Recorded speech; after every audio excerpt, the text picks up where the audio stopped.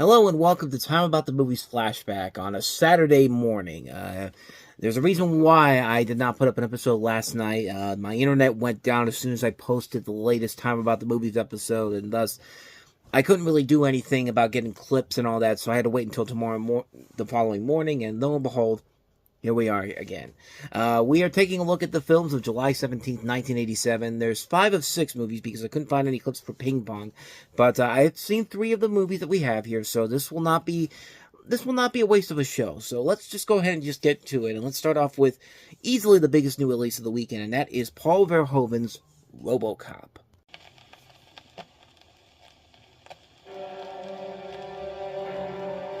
We've got to volunteer. The body is on the way.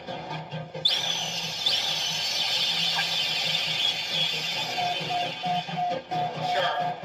Wool Detroit has a cancer. Cancer is crime. In a row. As you know, we've entered into a contract with the run local law enforcement. We were able to Agreed on total body prosthesis. Now lose the arm, okay? We get the best of both worlds. Computer-assisted memory and a lifetime of on-the-street law enforcement programming. Hey, look, it's Supercop. This guy's really good. He's not a guy, he's a machine. What are they gonna do, replace us? Murphy, it's you. Go get him, boy. Thank you. You have the right to remain silent. You have the right to an attorney. Anything you say may be used against you. You better back up, pal! Your move, creep. The future of law enforcement. Robocop. Thank you for your cooperation. So Robocop, I don't really think I need to tell you the plot of it, but if you don't know, it centers around a police officer, Alex Murphy, played by Peter Weller, who is murdered by a gang of criminals led by Kurtwood Smith and revived by the mega corporation Omni Consumer Products as the cyber law enforcer Robocop. Unaware of his former life, Robocop executes a campaign against crime while coming to terms with the lingering fragments of his humanity. And, what more do you really need to say about this movie, man? This is a 80s action classic in the best possible way. It just works on so many levels, so many memorable characters, so many memorable lines, so many memorable performances by Peter Weller, Nancy Allen, Miguel Ferrer, Kurtwood Smith, Ronnie Cox. I mean, Daniel Hurley, a lot of really good people in this movie, and a lot of really good, not just action, not just comedy, not just good dramatic moments where the characters have to take a break from all the action and all that, but it's a very deep movie, man. It's much deeper than you think it would be, because you have this guy whose life has been basically taken from him, and, you know, he's been reprogrammed as this new cyber cop of the future, but you still have those people out there who are trying to get him to remember who he used to be, specifically with Nancy Allen's character, and you know, it's a very good satire, too. Like, this is a lot of things that the 2014 remake was gradually missing, and why I think that is such a watered-down version of this classic here. Plus, that was PG-13, but this movie just personifies what made the 80s so great, because it didn't matter what rating you were.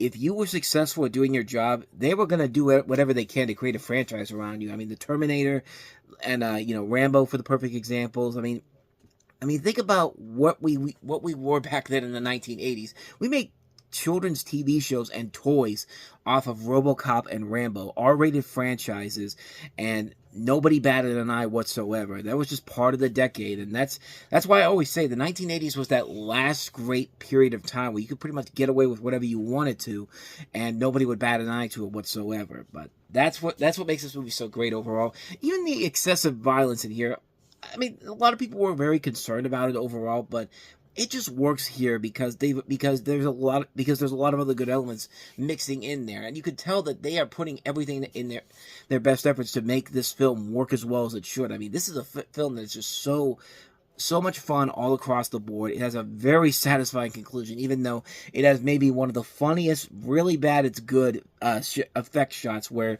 the bad guy is being thrown out of a window and he has somehow got these huge hands like he's Freddy Krueger in the first Nightmare on Elm Street movie. But like this is supposed to be taken serious. This is supposed to be a serious scene, but no, it's hard not to laugh your ass off whenever you see the guy falling off there, and it looks so terrible, but looks so fun at the same time, man. I mean, so many memorable lines in here, you know, freeze punk, you know, dead or alive, you're coming with me, you know, Dick, you're fired. I mean, Kurtwood Smith has a ton of great lines in there. I mean, just bitches leave. I mean, what more can you say about Robocop that hasn't already been said already? It's a masterpiece of fun. It's one of Paul Verhoeven's best movies. It's a classic. I can't say any more about it. The original Robocop, a freaking fantastic film. What more could you say? And quite frankly, there's really not more I could say about our next movie because I've pretty much already covered it before in another re-release of it. But this is the 50th anniversary re-release of Disney's Snow White and the Seven Dwarfs. Coming this summer to theaters everywhere. Hey, look! The motion picture event of the year. What is it? Why, it's a girl. The 50th anniversary of Walt Disney's timeless classic, Snow White and the Seven Dwarfs. Come celebrate with the fairest of them all, the merriest of them all, and the scariest of them all. It's the golden anniversary of Snow White, Sleepy, Doc, Bashful, Happy, Grumpy, Dopey, and Sneezy. We gotta save her! Whether it's your first time or your 50th, now is the time to experience the magic of the most beloved animated motion picture of all time. A true story. A love story. Where we will live happily ever after. Walt Disney's classic, Snow White and the Seven Dwarfs. Opening July 17th in 42 countries worldwide.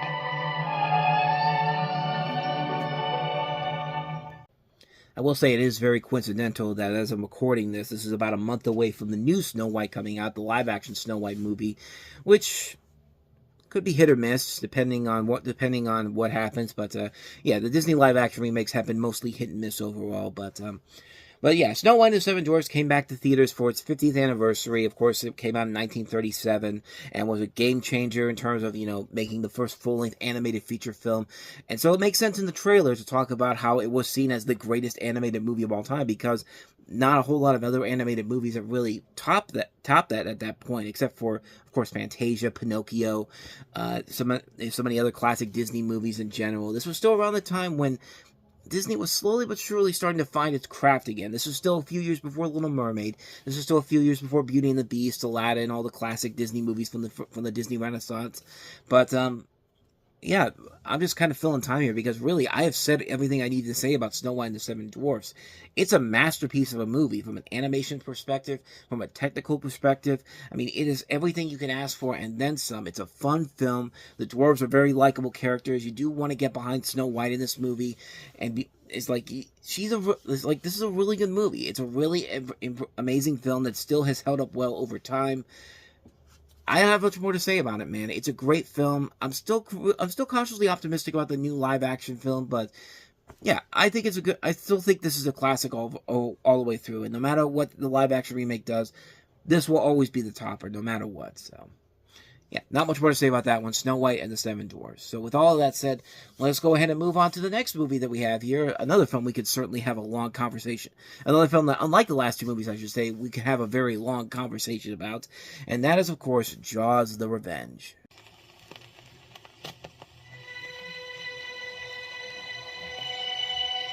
Instinctively, man has always been drawn to the sea.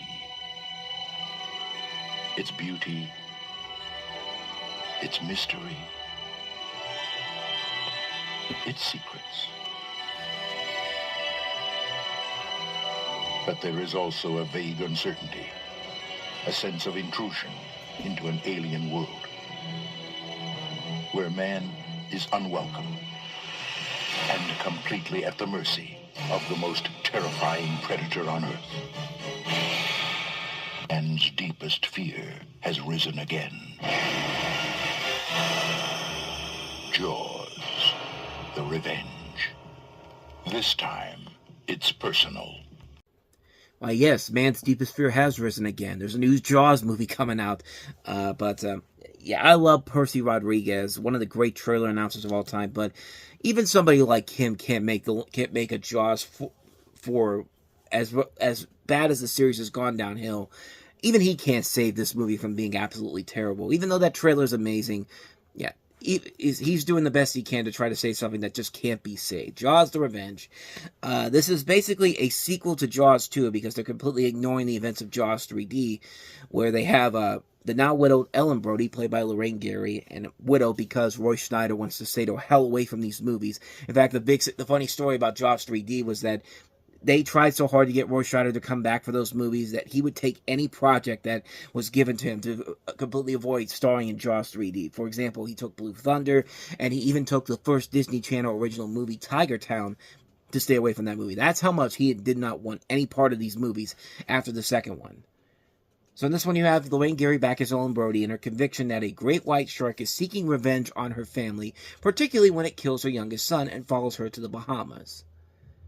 And if that plot right there doesn't tell you that you should stay away from this movie, then quite frankly, I don't know what the hell else will. Because, yeah, that is absolutely stupid to think that a shark is so smart and so clever that to remember exactly who this family is, who this person is that they're trying to go after. You know, like, for some reason, the name Brody is just etched in their memories, and just like that's the thing that's going to make them say, you know, I need to get revenge on this person. And like, the shark never made contact with Lorraine Gary at any point in the sequels, as far as is in the previous movies, as far as I'm concerned. But yeah, this is really fucking stupid. I mean, this is really one of the stupidest sequels ever made. This is a terrible movie, and it just fails on so many levels, from that plot alone, from the fact that Ellen Brody has now just become a crazy psycho person. And if you saw this person anywhere else, you would have sent her straight to the nut house pretty quickly. But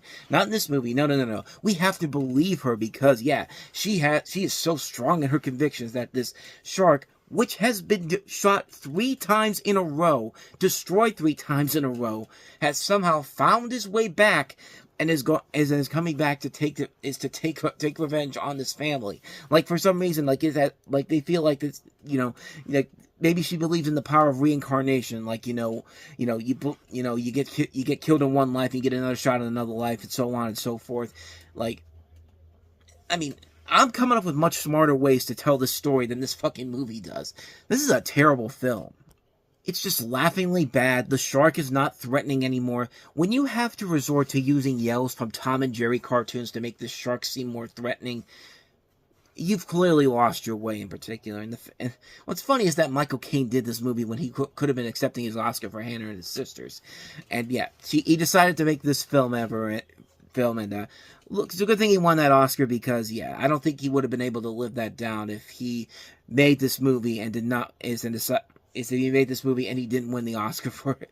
Didn't win the Oscar. Was supposed to be up there to accept his speech, but and again, maybe the fact that he did make this movie instead of accepting that Oscar. Like, if I had a choice between accepting an Oscar for a movie that I starred in, or starring in Jaws: The Revenge, I think the first thing I would do is get my ass to Hollywood, get myself a tux to rent, and then head out and accept my Oscar. Like, maybe I was looking at it the wrong way, but yeah, that guy has no fucking excuse for not being there. But again, it's Michael Caine, so I'm willing to cut him some slack because, yeah, he's Michael Caine. He's friggin' awesome.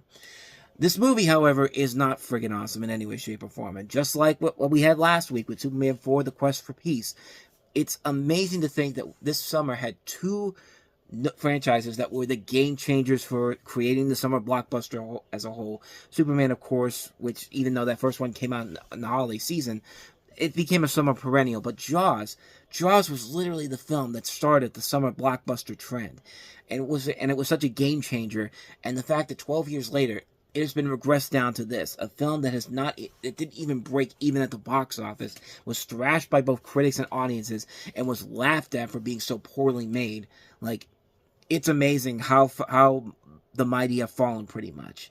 And Jaws: Revenge is definitely a factor of the mighty have fallen, because this film was a juggernaut when it first came out, and now it has just become a laughable mess of a series. And thank God there has not been another Jaws movie since then, because quite frankly, I don't know how much lower this series could possibly go. Even in today's world, I don't know how much lower this series could potentially go. Like, when even the ending of the movie is just so confusing as all hell. Like, We have no idea how the shark gets killed this time around. The only way you figure that out is that you have to watch the re-airings of this on television, where they decided to change the ending around to show you how the shark was killed. Like, if you can't figure out, if you can't even show us how the shark gets killed, that just shows how much they didn't care by the time this project was over with. That just shows how done they were with Jaws. And yeah, it's just such a colossal disaster on so many levels. This is absolutely one of the worst sequels ever made, one of the worst movies ever made. Jaws: The Revenge. Yeah. What more can you say, man? It's a pile of garbage, and one you should definitely avoid like the plague. So let's go ahead and now move on to some movies that I have no idea about anything about, because I've never seen them and I've never really heard of them. So we can get through these pretty quickly. So let's start with the first one I have here, and that is Good Morning Babylon. Hollywood in its pioneer days, when filmmaking was innocent and aggressive. So this is a story following two Italian brothers who emigrate to America and find work as set directors on D.W. Griffith's silent film epic Intolerance. That's really all I know about the movie, except the fact that it has Greta Scacchi, who of course will later go on to be in Presumed Innocent. We also have Charles Dance, who has gone on to become a prolific character actor in his own right, appearing on Game of Thrones. Vincent Spano is one of the brothers in here. Again, that's really all I know about it per se.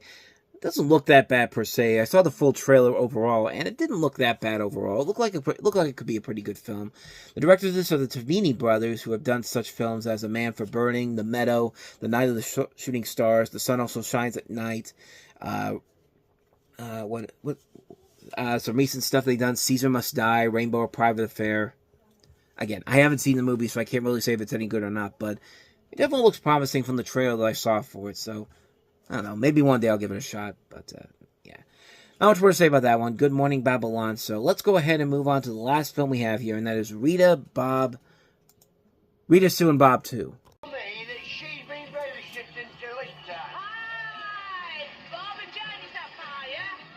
But you'll laugh at what Rita and Sue do to stay one jump ahead. Rita, Sue, and Bob 2. I thought this was some kind of sequel to Bob and Carol and Ted and Alice. That's why I was getting my titles confused here. But no, this is a completely different film than that. Rita, Sue, and Bob 2. It follows two teenage schoolgirls who have a sexual affair with and are seduced by a married man. Pretty standard plot there, but this is being sold as kind of a comedy, if you will. It's a comedy, as that trailer pretty much was selling it as, but yeah, that's pretty much all I know about this movie, because I really don't know anything else about it. It's got Michelle Holmes, Siobhan Finneran, and George Costigan, and it comes from Britain. And is there anything else here I really don't know about this movie? That's really all I got, because like I said, I haven't seen it. Doesn't, again, like with Good Morning Babylon, doesn't look that bad overall. It looks like it actually could be decent, but I mean, I don't know. Like I said, I haven't seen it, so I can't really say if it's any good or not. So, not much more I can say about that one. That's Rita, Sue, and Bob 2. So with all that said, that's going to wrap up time about the movie's Flashback for this week. We'll flashback to July 10th, 1987 next time, with the sequel to Revenge of the Nerds 2, Nerds in Paradise. The Michael Keaton movie that Roger Ebert famously said he couldn't remember anything about it after he saw it, so that's a good treat for us next time around. The Squeeze. We have Whitewater Summer, The Whistleblower, and OC and Stig. So we'll take a look at those movies next week on the show. So with all that said, thank you so much for watching. And if you want to see more videos like this, please go ahead and hit the playlist on the next page. Check out the previous episode. And also don't forget to hit the like, subscribe, notification button, and the bell, because you get updates on when new videos come out. We do post new videos here every day. So with all that said, I am off. I will see you guys next time. And until then, as always, take care.